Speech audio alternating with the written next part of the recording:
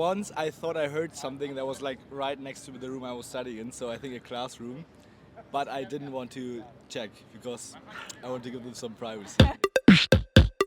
The G building behind me is closing. Rumor has it that it is a hotspot for horny students. Let's find out where else on campus are the hotspots for the hot activities. Have you ever heard about people having sex on campus? Yeah, in Polak, I think third or fourth floor. Sanders' bathroom. We know someone that has done it actually. Do you know where they had sex on campus? Apparently, the G building is quite a popular place for that. G building is like a popular spot because it's abandoned, kinda. It's not like there's no lectures in there, so I guess it's like a free space to do whatever. Free from any kind of authority? Yeah, kinda. Once I thought I heard something that was like right next to the room I was studying in, so I think a classroom.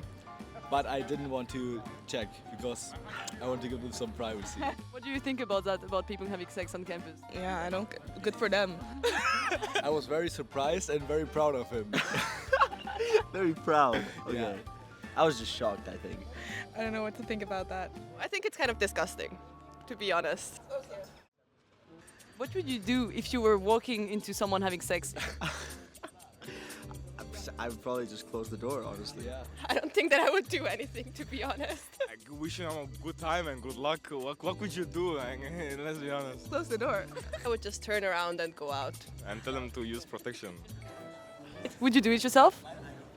No. No. Does your house count as campus though? Oh yeah, I live in Hatta, so So you don't need to find a good building to have sex. But why not to de-stress when exam session is going on? I think it's quite nice, yeah. No, I wouldn't. I love that you guys are looking at your friend who's behind me and who doesn't want to be he killed. walks away now. He walks away. You should be proud. Yes.